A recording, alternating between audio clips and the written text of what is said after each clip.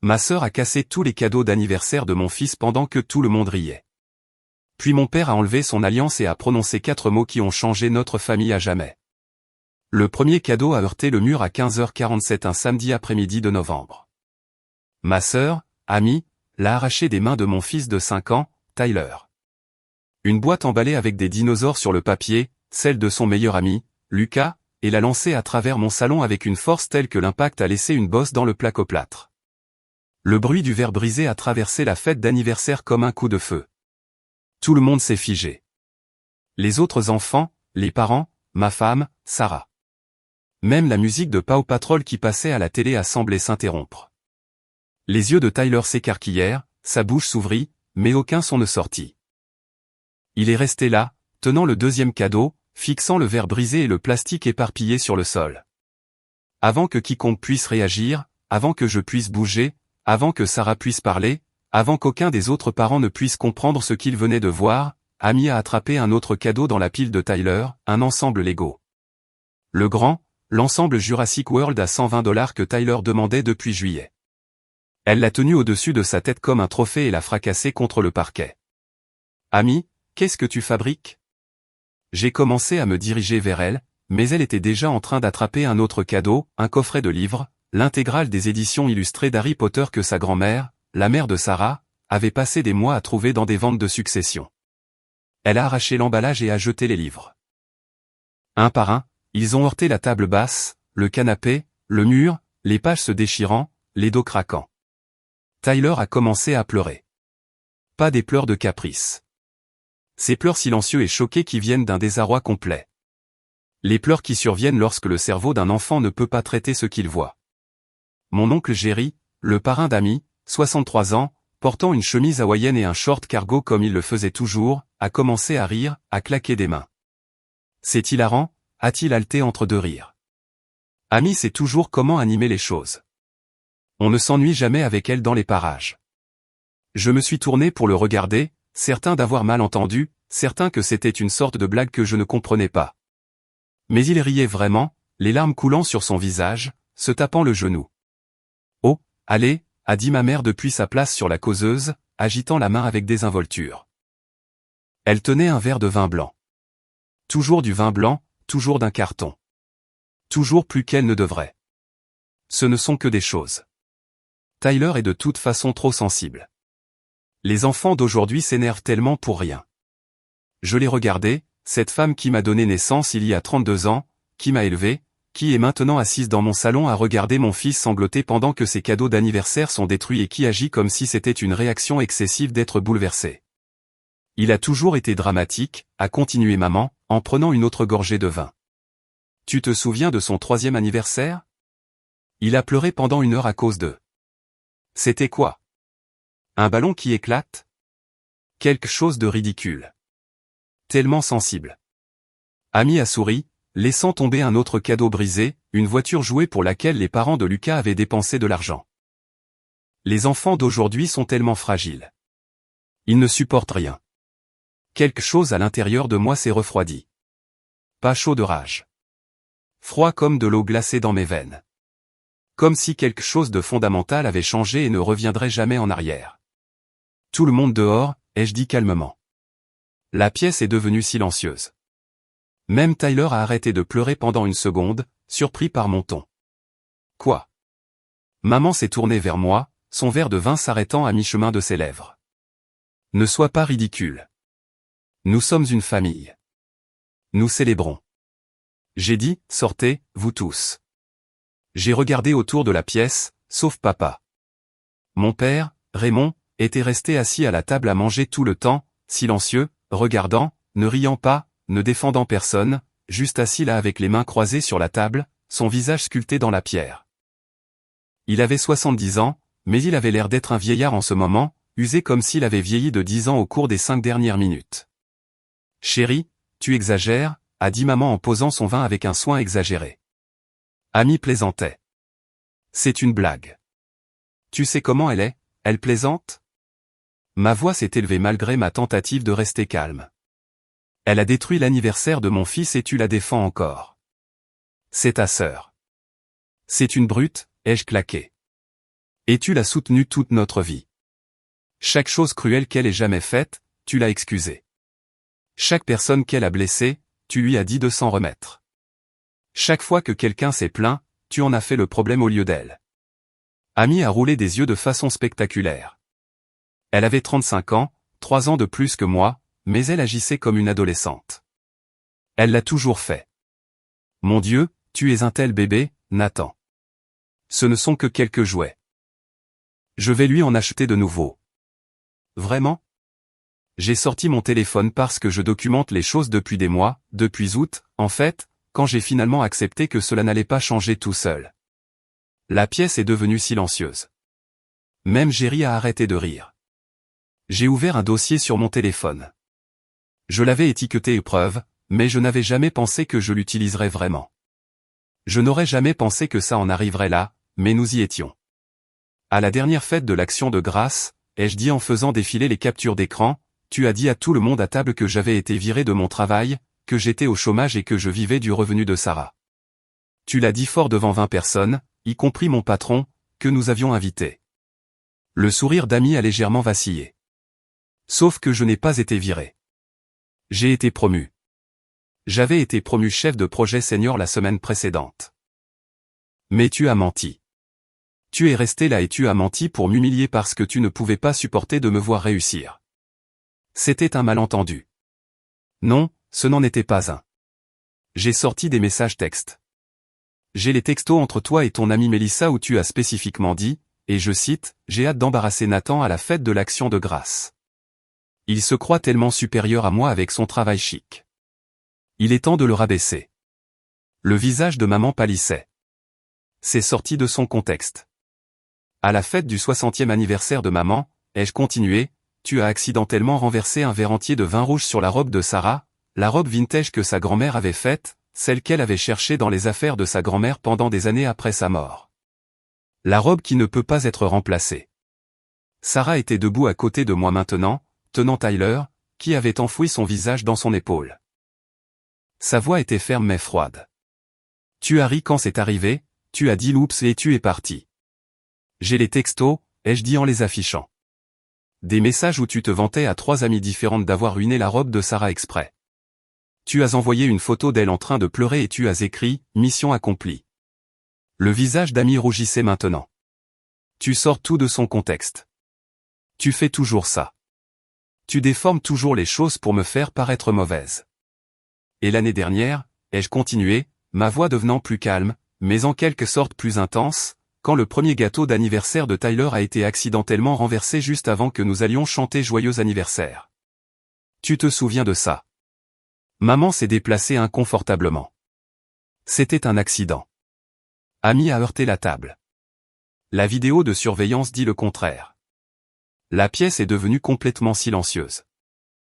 J'ai affiché une vidéo sur mon téléphone, j'ai appuyé sur play. La vidéo était granuleuse mais assez claire. Amy qui passe devant la table où était posé le gâteau d'anniversaire de Tyler. Un gâteau personnalisé que Sarah avait passé des heures à décorer avec des dinosaures et des volcans parce que Tyler était obsédé par les deux. Dans la vidéo, Amy s'est arrêtée, a regardé autour d'elle pour s'assurer que personne ne regardait, puis a délibérément poussé la table fort. Le gâteau est tombé, a atterri à l'envers sur le sol, complètement détruit. Puis elle est partie et 30 secondes plus tard est revenue en faisant semblant d'être surprise, en disant « Oh non, qu'est-ce qui s'est passé ?»« Tu l'as poussé » a dit Sarah, sa voix tremblant.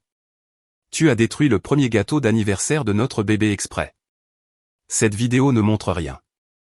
Elle te montre en train de vérifier que personne ne regarde avant de pousser la table, ai-je dit. Et ce n'est même pas tout. J'ai des documents qui remontent à 5 ans. Chaque commentaire cruel, chaque mensonge, chaque fois que tu as saboté quelque chose d'important pour moi ou Sarah ou Tyler. Nathan, tu inventes ça, a dit maman. Mais sa voix manquait de conviction. Elle regardait papa maintenant. Une communication tacite passait entre eux. Non, Margaret. La voix de mon père a traversé la pièce comme un couteau. Il ne l'est pas. Tout le monde s'est tourné pour le regarder. Il s'était levé de la table à manger et marchait lentement vers le salon. Ses mains tremblaient, mais son visage était calme, résolu. Je t'ai regardé soutenir Amy pendant 35 ans, a dit papa à maman. Et sa voix avait une qualité que je n'avais jamais entendue auparavant, pas de la colère, quelque chose de plus triste, quelque chose de définitif. Je t'ai regardé excuser chaque chose cruelle qu'elle ait jamais faite. Je t'ai regardé manipuler notre fils et maintenant notre petit-fils en leur faisant croire qu'ils sont trop sensibles, trop dramatiques, trop émotifs, alors qu'en réalité tu refuses simplement de tenir ta fille responsable d'être une brute. Raymond, a commencé maman. J'ai trouvé le journal, a dit papa calmement. Maman s'est raidie, vraiment raidie, comme si elle avait été électrocutée. Quel journal? J'ai demandé en regardant entre eux. Les yeux de papa n'ont jamais quitté le visage de maman. Ta mère tient un journal depuis des années, depuis Camille a 17 ans, notant chaque fois Camille a blessé quelqu'un, chaque mensonge qu'elle a dit, chaque personne qu'elle a manipulée, les dates, les détails, les noms des témoins. Mon estomac s'est noué. Quoi? Elle savait, a dit papa. Elle a toujours su. Elle a tout documenté parce qu'elle savait que c'était mal. Elle savait qu'Amy blessait des gens, mais elle n'a jamais rien fait. Elle a juste continué à l'écrire et à trouver des excuses. C'est privé, a crié maman, son verre de vin tremblant dans sa main. Tu n'avais pas le droit de lire mes journaux personnels. Tu as documenté des abus et tu n'as rien fait, a dit papa, sa voix s'élevant pour la première fois. Tu as choisi sa cruauté plutôt que la douleur de tous les autres, plutôt que la douleur de ton fils, plutôt que la douleur de ta belle-fille, plutôt que la douleur de ton petit-fils. Tu savais et tu t'en fichais. Amy a ri nerveusement. C'est de la folie. Vous êtes tous fous. C'est une putain de fête d'anniversaire. Passez à autre chose. Papa s'est tourné pour la regarder, vraiment la regarder, et quoi qu'elle ait vu sur son visage, elle a arrêté de rire. Puis il a tendu la main vers sa main gauche pour prendre l'alliance en or qu'il portait depuis 40 ans, celle qu'il n'avait jamais enlevée, même lorsqu'il s'était cassé la main en tombant d'une échelle il y a 15 ans, et que les médecins avaient dû utiliser du savon pour la faire passer sur ses jointures enflées. Il l'a tordue, l'a tirée. Elle a résisté pendant une seconde. 40 ans d'usure l'avaient rendue serrée, mais il a continué à tirer jusqu'à ce qu'elle glisse. Il l'a levée pour que tout le monde dans la pièce puisse la voir, l'alliance en or captant la lumière de l'après-midi qui entrait par les fenêtres, un symbole de 4 décennies de mariage. Puis il l'a jetée aux pieds de maman. Elle a heurté le parquet avec un petit bruit métallique et a roulé sous le canapé. La pièce est devenue absolument silencieuse. Tyler a arrêté de pleurer. Sarah a arrêté de respirer. Même Jerry a cessé d'exister pendant un instant. Raymond, a chuchoté maman. Le verre de vin a glissé de sa main et s'est brisé sur le sol, un liquide rouge se répandant sur le parquet comme du sang. Qu'est-ce que tu fais? Papa l'a regardé avec des yeux pleins de quelque chose que je n'avais jamais vu auparavant. Pas de la colère, pas de la tristesse, juste une certitude froide et définitive. Le regard d'un homme qui avait pris une décision et ne serait pas influencé. J'en ai assez de te protéger. 4 mots simples, mais ils ont atterri comme des bombes. Quoi? La voix de maman était à peine audible. J'en ai assez, a répété papa. J'en ai assez de faire semblant que c'est normal. J'en ai assez de trouver des excuses pour elle. Il a pointé Amy du doigt. J'en ai assez de te voir manipuler notre famille. J'en ai assez de te choisir plutôt que ce qui est juste. Il s'est tourné vers moi et son visage s'est légèrement adouci. J'ai déjà contacté un avocat, Mitchell Barnes, Patterson & Barnes Family Law. 23 ans spécialisé dans les affaires de divorce. Je l'ai rencontré il y a 3 jours, mercredi à 14 h. Les papiers de divorce seront déposés lundi matin à 9 h, à l'ouverture du palais de justice. Maman a fait un bruit comme si elle avait reçu un coup de poing dans l'estomac.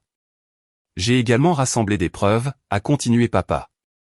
Et maintenant, il a sorti son propre téléphone. Tout ce que j'ai pu trouver sur le comportement d'Amy au fil des ans, des textos, j'ai accédé au dossier du forfait téléphonique familial remontant à 7 ans, des courriels, j'ai toujours le login du compte de messagerie familiale que tu as créé en 2008, des vidéos de surveillance. Il a fait un signe de tête vers la vidéo qui passait encore sur mon téléphone. J'ai des images du système de sécurité de notre maison remontant à 18 mois, des témoignages de témoins. J'ai tranquillement parlé aux membres de la famille et aux amis qui ont été blessés par le comportement d'Amy. 23 personnes prêtes à faire des déclarations formelles. Le visage d'Amy s'était vidé de toute couleur. Tu ne peux pas. Je peux, a dit papa calmement. Et je le fais. Tout est envoyé à plusieurs parties à partir de lundi, l'école de Tyler. Je ne veux pas qu'il soit dans le même bâtiment qu'Amy lorsqu'elle s'y porte volontaire en prétendant être sa tante aimante, l'employeur d'Amy. Je pense que les RH de Bradshaw Marketing devraient connaître son schéma de manipulation et de cruauté et tous ceux qui ont besoin de savoir qui elle est vraiment. Tu vas détruire sa vie, a crié maman, retrouvant sa voix. Pour des jouets, pour un malentendu. Il ne s'agit pas de jouets, a dit papa. Il s'agit de 35 ans d'abus que tu as permis, excusé et dissimulé. Il s'agit de regarder mon petit-fils pleurer pendant que ses cadeaux étaient détruits et que sa grand-mère riait. Il s'agit de mon fils qui documente la cruauté de sa sœur pendant des mois parce qu'il savait que personne ne le croirait autrement. Il s'agit de toi qui tiens un journal prouvant que tu étais au courant depuis le début et que tu n'as rien fait. Il s'est approché de l'endroit où Tyler était toujours serré dans les bras de Sarah. Le visage de Tyler était rouge et bouffi, strié de larmes, confus. Puis-je le prendre dans mes bras? A demandé papa gentiment à Sarah. Elle a hoché la tête, transférant Tyler dans les bras de son grand-père. Tyler s'est accroché à lui immédiatement, enfouissant son visage dans l'épaule de papa. J'ai réservé une chambre au Cherin au centre-ville, m'a dit papa en caressant le dos de Tyler. Chambre 814. Je serai là jusqu'à ce que je trouve un appartement. Amène Tyler quand tu seras prêt. Nous allons avoir notre propre fête, une vraie, avec des cadeaux qu'il pourra réellement garder.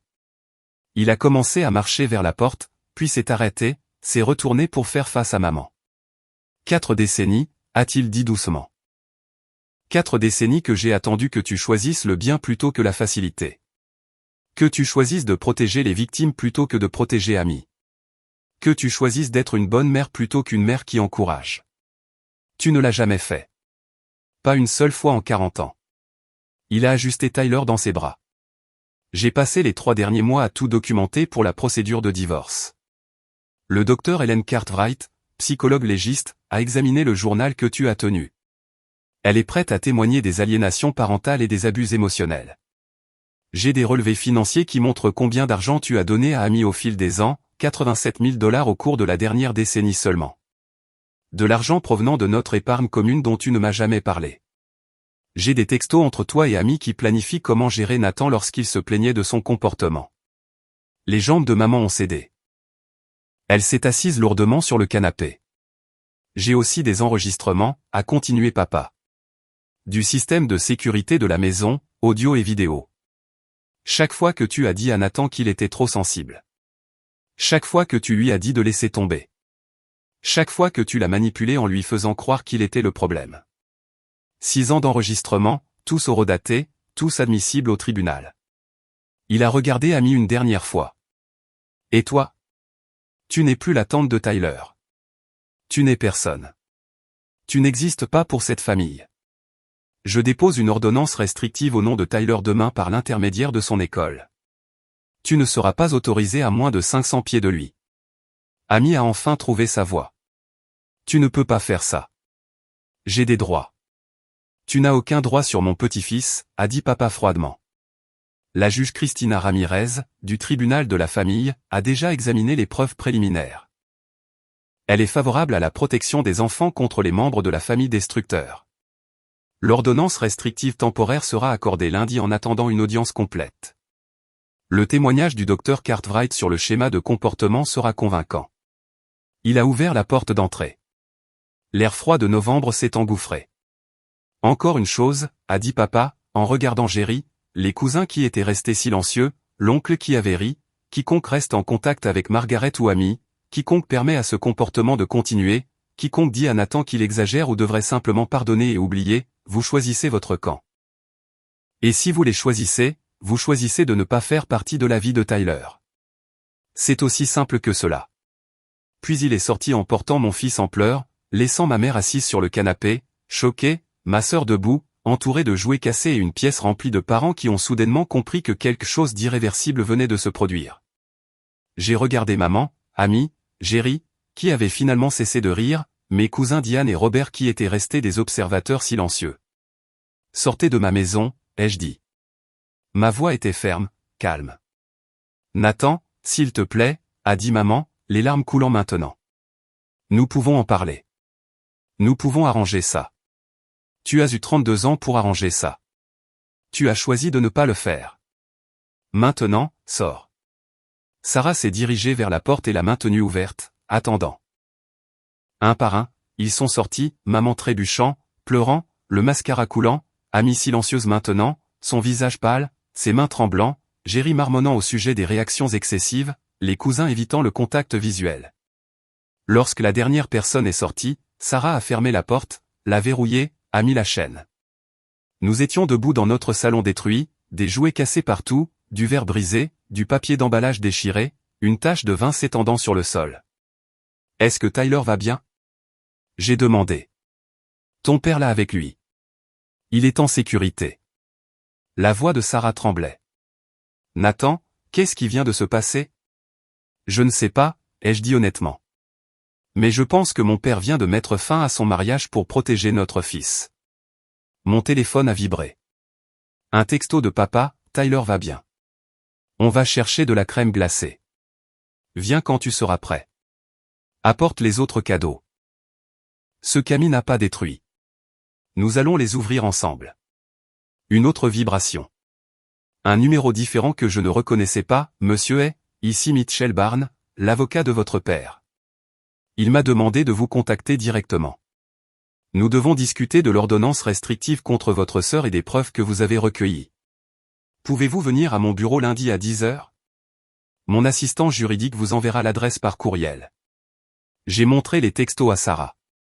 Ton père a vraiment fait ça, a-t-elle dit. Il l'a vraiment quitté après 40 ans. À cause de Tyler, à cause de toi, a corrigé Sarah. Parce qu'il a enfin vu ce que ta mère te fait depuis toujours.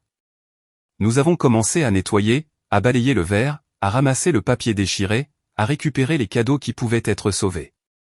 À 17h23, mon téléphone a sonné. Maman. Je n'ai pas répondu.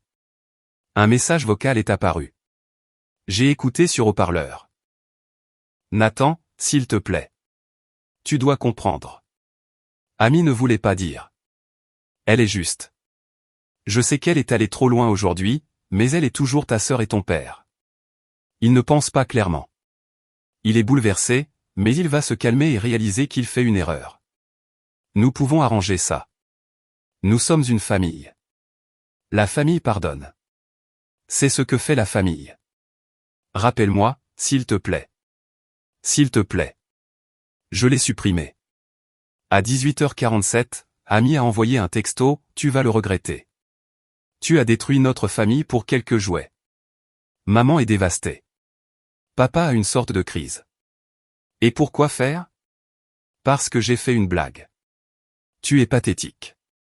J'en ai fait une capture d'écran et je l'ai envoyée à l'adresse courriel de Mitchell Barnes qui était passée, je l'ai ajouté au dossier de preuve.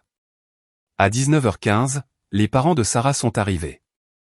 Ils étaient à un mariage et avaient manqué la fête.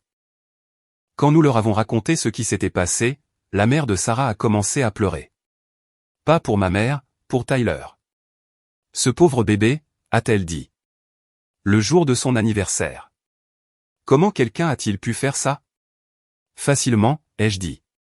Quand on a été soutenu toute sa vie et qu'on n'a jamais subi de conséquences.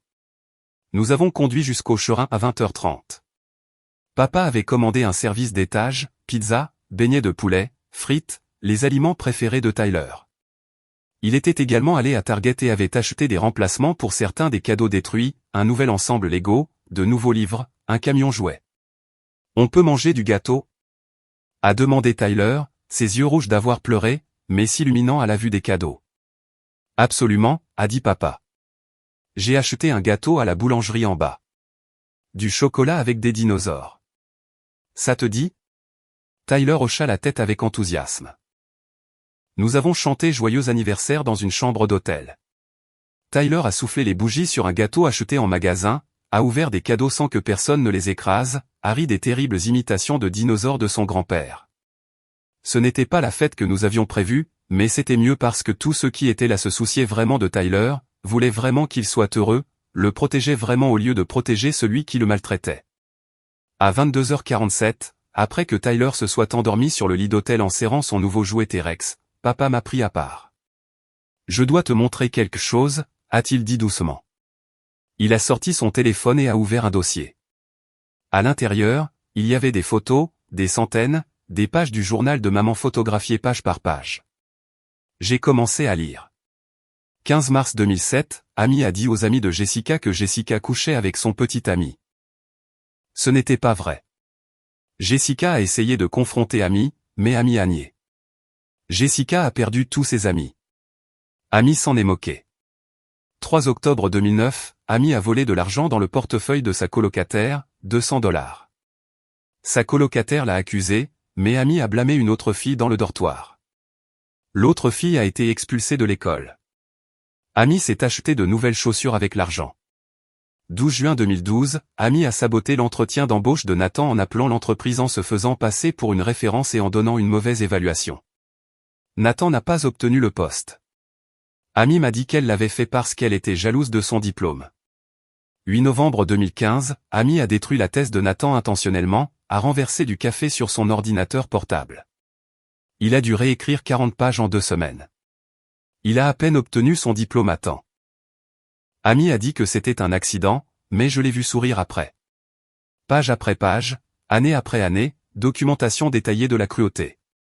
Et au bas de chaque entrée dans l'écriture de ma mère, parle à Amy. Elle promet qu'elle sera meilleure. Je suis sûr que c'était juste un malentendu. Elle savait, ai-je murmuré tout le temps. Elle le sait depuis qu'Amy a 17 ans, a dit papa. J'ai trouvé le premier journal dans son placard quand je faisais mes bagages pour partir. Ensuite, j'en ai trouvé 6 autres couvrant 18 ans. Chaque acte cruel documenté, chaque victime nommée. Et chaque fois, elle n'a rien fait d'autre que dire à Amy d'être meilleure. Pourquoi n'as-tu jamais rien dit? Parce que je ne savais pas, a dit papa, et sa voix s'est brisée. Elle les cachait, les gardait enfermés dans une boîte dans son placard.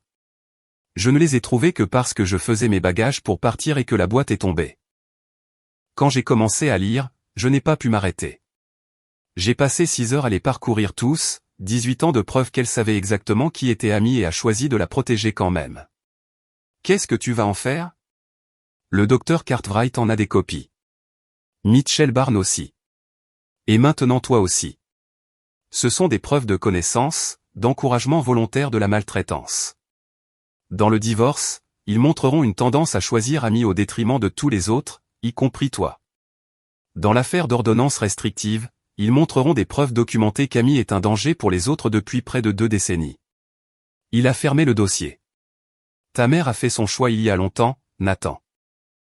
Aujourd'hui, elle a juste dû en affronter les conséquences, et j'ai dû affronter le fait que j'ai été complice en restant avec elle, en la laissant te manipuler, en ne te protégeant pas plus tôt. Ses yeux se sont remplis de larmes.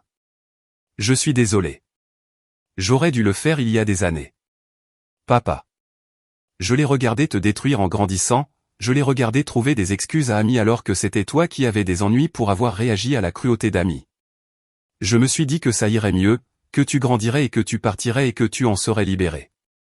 Mais ensuite tu as eu Tyler et je l'ai vu recommencer. Je l'ai regardé excuser le comportement d'Amy envers Tyler et j'ai réalisé que ça ne s'arrêterait jamais à moins que je ne l'arrête. Je l'ai serré dans mes bras, cet homme de 70 ans qui venait de faire exploser toute sa vie pour protéger son petit-fils. Merci, ai-je dit. Lundi matin à 10 heures, j'étais assis dans le bureau de Mitchell Barnes. Il avait 56 ans, les cheveux gris, des lunettes à monture métallique, un mur rempli de diplômes et de certifications juridiques. À côté de moi, il y avait Sarah. De l'autre côté du bureau, il y avait le docteur Helen Cartwright, la psychologue légiste dont papa avait parlé. Passons en revue ce que nous avons, a dit Mitchell en sortant un dossier épais. La procédure de divorce de votre père est simple, 40 ans de maltraitance émotionnelle et de tromperie financière documentée. Les journaux seuls sont accablants. Ajoutez les preuves que vous avez recueillies, il a fait un geste vers mon téléphone, et nous avons une affaire en béton. Qu'en est-il de l'ordonnance restrictive contre Amy, a demandé Sarah. C'est là que le docteur Cartwright intervient, a dit Mitchell. Le docteur Cartwright s'est penché en avant. Elle avait peut-être 60 ans avec des yeux gentils mais une expression sérieuse.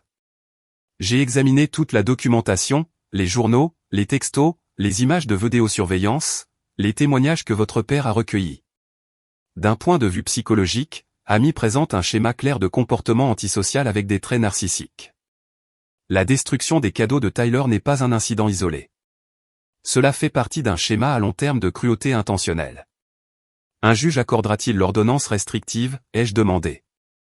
Presque certainement, a-t-elle dit. La juge Ramirez est excellente pour protéger les enfants des membres de la famille toxique.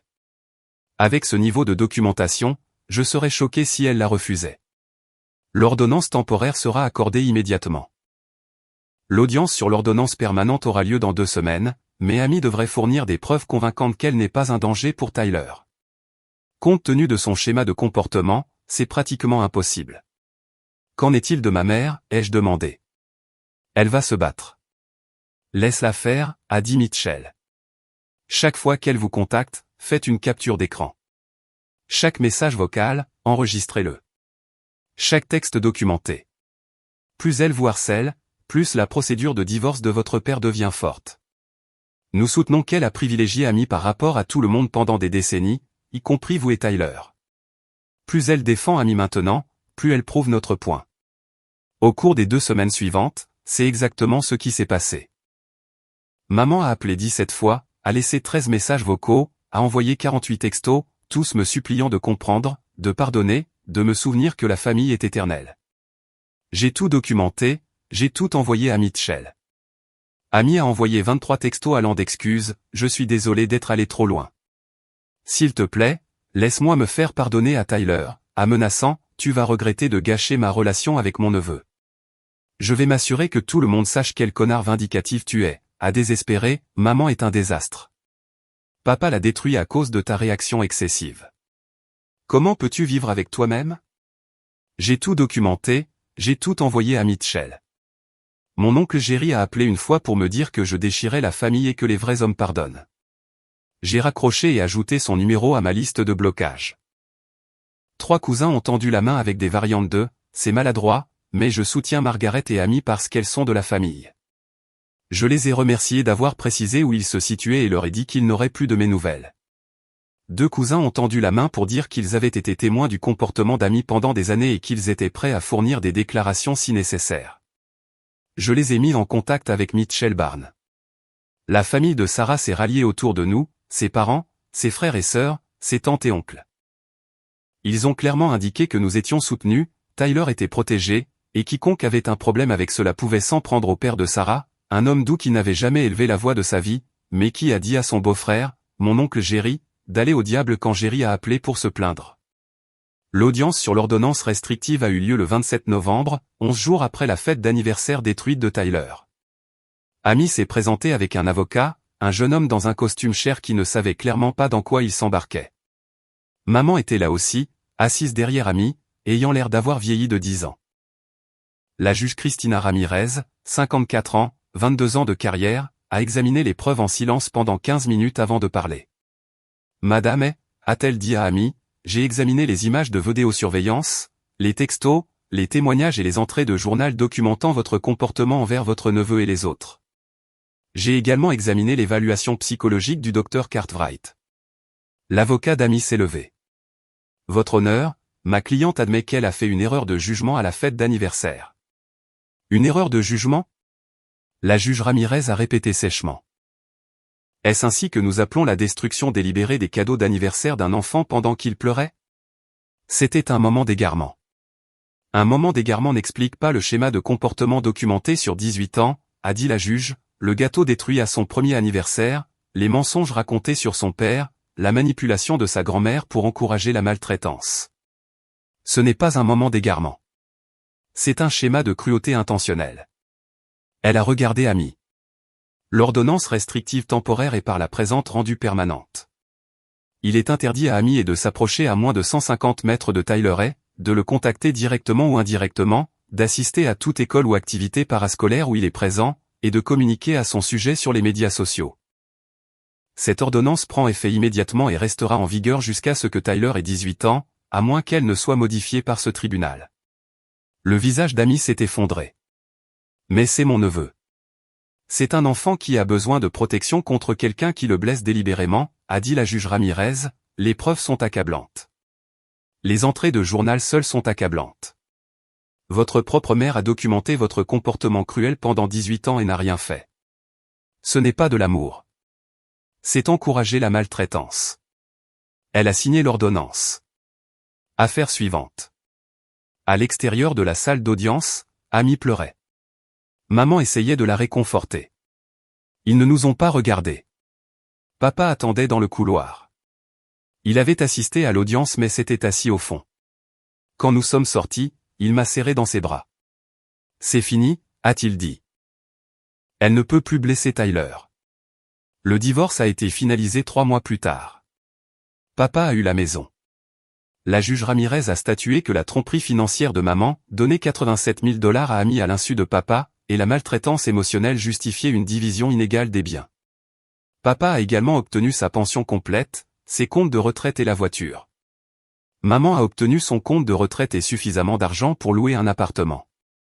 Pas de pension alimentaire, l'encouragement documenté de la maltraitance et la tromperie financière ont éliminé cela. Amy a perdu son emploi chez Bradshaw Marketing. Quelqu'un, je n'ai jamais su qui, a envoyé à l'entreprise des copies des entrées de journal montrant son schéma de manipulation et de cruauté. Les RH ont déterminé qu'elle était un risque de responsabilité et ont mis fin à son emploi. Elle a emménagé avec maman.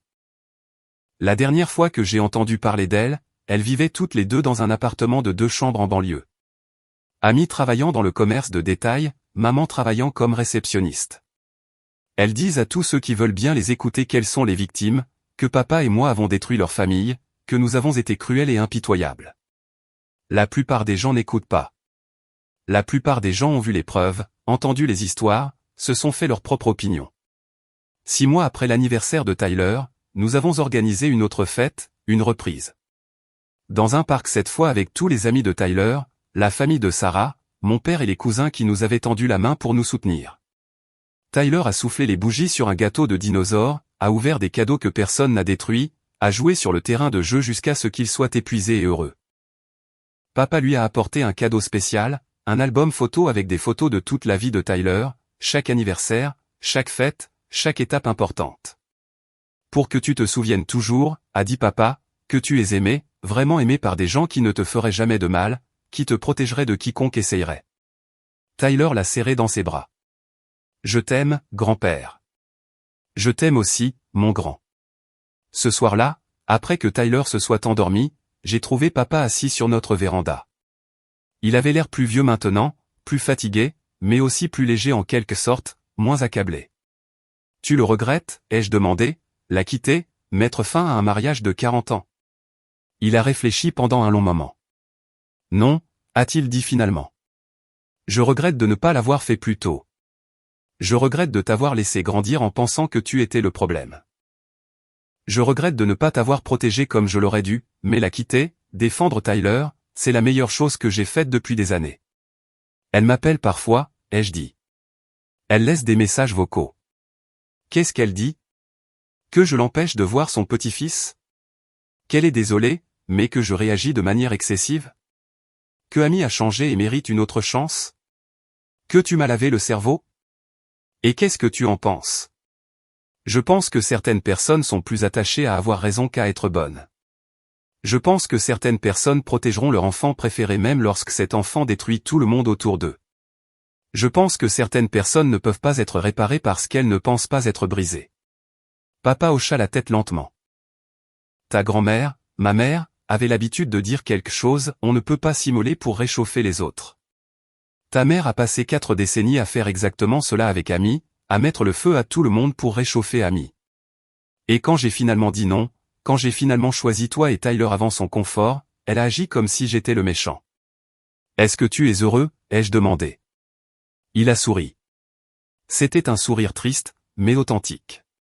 Plus heureux que je ne l'ai été depuis 20 ans. Je me réveille chaque matin et je n'ai pas à regarder quelqu'un que j'aime se faire blesser et trouver des excuses à cela. Cela vaut le prix d'entrée. 1 an après la fête d'anniversaire détruite de Tyler, il a eu 6 ans. Nous avons organisé une petite fête à la maison avec des amis proches et la famille. Papa était là, bien sûr, la famille de Sarah, les cousins qui nous avaient soutenus. Tyler a ouvert les cadeaux avec soin, savourant chacun d'eux. À mi-chemin, il s'est arrêté et m'a regardé. Papa, est-ce que tante Amy va casser mes cadeaux? Mon cœur s'est un peu brisé. Non, mon chéri. Elle n'est pas ici, et elle ne va plus jamais blesser tes cadeaux. Bien. Il est retourné à l'ouverture des cadeaux. Plus tard, Sarah m'a trouvé dans la cuisine. Il m'a posé la même question la semaine dernière, a-t-elle dit doucement. Quand nous faisions les courses pour les fournitures de fête, il a demandé si tante Amy était invitée. Quand j'ai dit non, il a eu l'air soulagé. Il a 6 ans et il est soulagé que sa tante ne vienne pas à sa fête d'anniversaire parce qu'il a peur qu'elle détruise ses affaires. Je sais. C'est ce que maman a permis. C'est ce qu'elle a protégé pendant 18 ans. Une personne qui fait peur aux enfants. Et ton père a arrêté ça, a dit Sarah, il a fait exploser toute sa vie pour arrêter ça. C'est de l'amour, Nathan, du vrai amour, pas la version tordue que ta mère appelle l'amour. J'ai pensé à cela, à la différence entre l'amour véritable et la performance de l'amour, à protéger le mensonge confortable plutôt qu'à affronter la vérité inconfortable. Ouais, ai-je dit, c'est le vrai amour. 2 ans après la destruction de la fête d'anniversaire, papa est venu dîner un dimanche. Il sortait avec quelqu'un, une veuve nommée Patricia, qui riait facilement et ne trouvait pas d'excuses au mauvais comportement. Ils avaient l'air heureux. Tyler avait 7 ans maintenant, s'épanouissant en 2e année, se débrouillant bien au soccer. Il faisait encore des cauchemars parfois à propos de son 5e anniversaire, mais moins fréquemment. Son thérapeute, le docteur Raymond Keller, psychologue pour enfants, 12 ans spécialisé dans les traumatismes familiaux, a dit que c'était normal et que ça s'améliorait. « Comment va ta mère » a demandé papa alors que nous faisions la vaisselle après le dîner. Il demandait toujours, même s'il avait clairement indiqué qu'il n'avait aucune intention de se réconcilier, appelant toujours occasionnellement, envoyant toujours des cartes lors des fêtes, insistant toujours sur le fait qu'elle était la victime. Et Amy, aucune idée. Je l'ai bloquée partout. La dernière fois que j'ai eu des nouvelles de quelqu'un, elle avait déménagé à Seattle, travaillant comme barman, blâmant toujours tout le monde pour ses problèmes. Papa est resté silencieux pendant un moment. Puis, penses-tu qu'elle changera un jour ? Non, ai-je dit, parce qu'elle devrait admettre qu'elle a eu tort d'abord, et les gens comme Amy n'admettent jamais qu'ils ont tort. C'est toujours la faute de quelqu'un d'autre. Quelqu'un d'autre a réagi de manière excessive. Quelqu'un d'autre n'a pas compris. Ta mère est pareille. Je sais. Il a séché la dernière assiette et l'a dit dans le placard. Tu as bien fait, tu sais, protéger Tyler, tout documenter, leur tenir tête quand il aurait été plus facile de laisser tomber. Tu as bien fait aussi, ai-je dit, en enlevant cette alliance, en partant, en demandant le divorce. Tu n'étais pas obligé de faire ça. Oui, je l'étais, a-t-il dit simplement. Parce que certaines choses sont plus importantes que 40 ans d'histoire. Certaines choses comptent plus qu'éviter les conflits. Et la sécurité de mon petit-fils compte plus que les sentiments de ma femme. Ce soir-là, après que papa soit parti, après que Tyler se soit endormi, après que Sarah se soit couchée, j'étais assis dans notre salon au même endroit où, il y a 2 ans, ma sœur avait détruit les cadeaux d'anniversaire de mon fils pendant que ma famille riait. Mon téléphone a vibré. Un texto d'un numéro inconnu. J'ai failli le supprimer, mais quelque chose m'a fait l'ouvrir. Nathan, c'est maman. J'ai un nouveau téléphone parce que tu as bloqué mon ancien numéro. Je veux juste dire que j'ai réfléchi à ce qui s'est passé, à ce que papa a dit, aux journaux qu'il a trouvés. Je sais que tu ne vas probablement pas me croire, mais je suis désolé. Je suis désolé d'avoir choisi Amy avant toi. Je suis désolé d'avoir trouvé des excuses. Je suis désolé de ne pas t'avoir protégé. Je n'attends pas le pardon. Je voulais juste que tu saches que je le vois maintenant, ce que j'ai fait, ce que j'ai permis, et je suis désolé. Je l'ai lu 3 fois, puis je l'ai supprimé parce que certaines excuses arrivent trop tard. Certains dégâts ne peuvent pas être réparés. Certaines relations ne peuvent pas être sauvées, et certaines personnes méritent de vivre avec les conséquences de leur choix. J'ai bloqué le nouveau numéro et je suis allé me coucher, dormant paisiblement dans une maison où mon fils était en sécurité, ma femme était heureuse, et les personnes qui nous avaient blessés ne pouvaient plus nous joindre. C'était suffisant. Plus que suffisant. C'était tout.